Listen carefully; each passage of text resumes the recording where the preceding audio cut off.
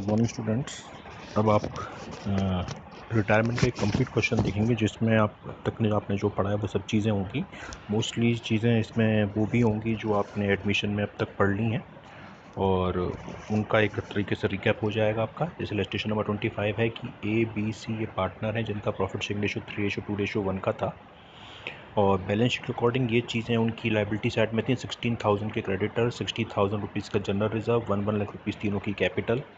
Assets में cash in hand 6,000, bank में balance 10,000 rupees और debtor 90,000 rupees. Stock in hand आपका है 70,000 रुपीज़, मशीनरी 60 की और बिल्डिंग 140 की। नीचे कह रहा है कि सी फर्म से रिटायर हुआ है और जो भी अमाउंट उसका निकलेगा वो 30 जून 2021 को पे किया जाएगा, यानी अभी नहीं, नेक्स्ट ईयर पे किया जाएगा क्योंकि हमारी जो बैलेंस शीट है वो 31 मार्च 2020 को बन रही है। नीचे ये चीज़ें एग्री हुई हैं कि प्रोविज़न फॉर डाउटफुल डेट 5% बनेगा डेटर के ऊपर। इसके अलावा स्टॉक को रिड्यूस किया जाएगा 5% से और मशीन को 10% से। बिल्डिंग की नई वैल्यू 1,51,000 रुपीज़ निकाली जाएगी जो पहले 140 थी, यानी 11,000 रुपये बढ़ेगी। पूरी फर्म की गुडविल 1,50,000 रुपीज़ है। ए और बी अब बिज़नेस को चलाएंगे आगे चलकर और वो चलाएंगे अपने प्रॉफिट और लॉस को इक्वल शेयर करके, यानी ए और बी का नया प्रॉफिट शेयरिंग रेशो इक्वल होगा। आपको जर्नल एंट्री भी पास करनी है, रिवैल्यूएशन अकाउंट भी बनाना है और गड़बड़ हो गई। जर्नल एंट्री देखिए आप, इससे सबसे पहले इसकी जर्नल एंट्री क्या होगी। जर्नल एंट्री से कोई सबसे पहले क्वेश्चन कह रहा है कि प्रोविज़न फॉर डाउटफुल डेट बना रहा है, यानी असेट्स कम हो रही है और स्टॉक कम हो रहा है, मशीन कम हो रही है, तो इन तीन असेट्स हमारी कम हो रही हैं। तो इसकी एंट्री रिवैल्यूएशन अकाउंट डेबिट और to provision for doubtful debt, to stock और to machinery. Provision for doubtful debt बनाना है 5% डेटर का, डेटर की वैल्यू है 90,000, उसका 5% 4,500। स्टॉक की वैल्यू 5% कम करनी है, उसका 70,000 है, 5% 3,500 और मशीन की वैल्यू 10% कम करनी है 60,000 यानी 6,000 रुपये। टोटल कम हुई असेट्स 14,000। बिल्डिंग की वैल्यू 11,000 बढ़ी क्योंकि 140 पहले थी, 151 अब हो रही है, तो बिल्डिंग बढ़ रही है, तो building debit to revaluation 11,000 rupees ये हो गया। इसके अलावा ओवरऑल हमको रिवैल्यूएशन से लॉस हुआ, ये रिवैल्यूएशन अकाउंट से आएगा निकल कर, आप ये आपको नेक्स्ट उसमें देखेंगे। तो उसके लॉस की entry A capital debit, B capital debit, C capital debit to revaluation. 3,000 रुपये का लॉस हुआ, से 3 to 1 में बांटेंगे तो 1,500, 1,000 और 500 रुपये। गुडविल के एडजस्टमेंट की एंट्री भी आपको आगे बताऊंगा कैसे आई। B capital debit to C capital, ये 25,000 रुपये होगी। और जनरल रिजर्व क्वेश्चन में दे रखा है, जनरल रिजर्व को डिवाइड करेंगे ओल्ड एज रेशियो में, तो general reserve account debit to A capital, to B capital, to C capital. 60,000 का रिजर्व है, 3 to 1 में बांटेंगे 30, 20 और 10,000। और सी का लोन निकल कर आएगा, ये भी आपको अगले वीडियो में पता चलेगा नेक्स्ट उसमें कि, तो C debit to C capital debit to C loan, ये 134,500 और 134,500। अब ये फिगर कैसे के लिए आप नेक्स्ट देखिए। रिवैल्यूएशन अकाउंट देखिए, सबसे पहले रिवैल्यूएशन अकाउंट में प्रोविजन फॉर डाउटफुल डेब्ट आपका 5% क्रिएट करना है, असेट्स कम हो रही है, डेबिट में आएगा।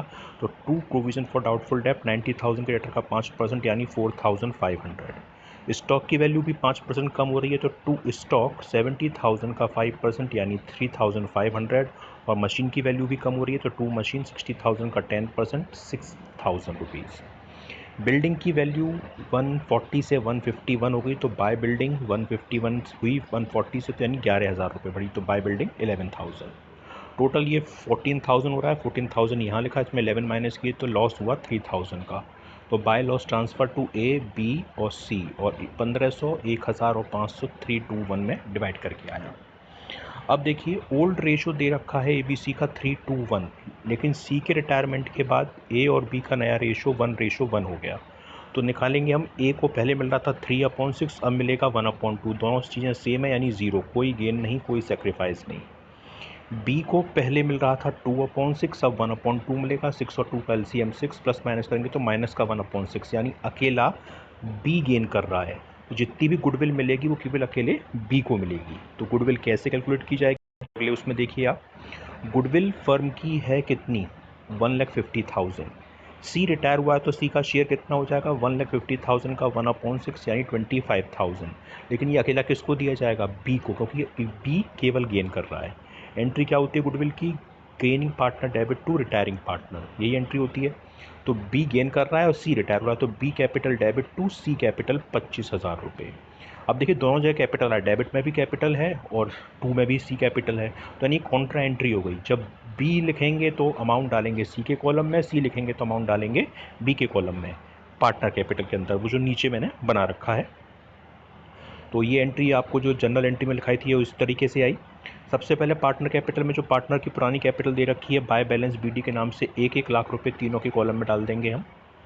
जनरल रिजर्व क्वेश्चन में दे रखा है, पार्टनर पड़ता है, एडमिशन में आप पढ़ चुके हैं, तो बाय जनरल रिजर्व 60,000 को 3 to 1 में डिवाइड करेंगे, 30, 20 और 10,000 ABC के कॉलम में आ जाएगा।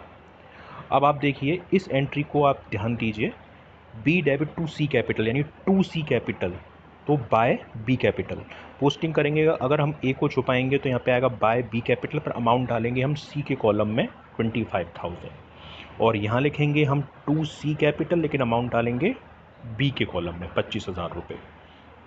ये गुडविल का अमाउंट पोस्ट किया, रिवैल्यूएशन से लॉस हुआ था वो हमने यहाँ डाल दिया 1500, 1000 और 500 ABC के कॉलम में। ये हमारा अमाउंट पोस्ट हो गया है, गुडविल की मेन इसमें पोस्टिंग है।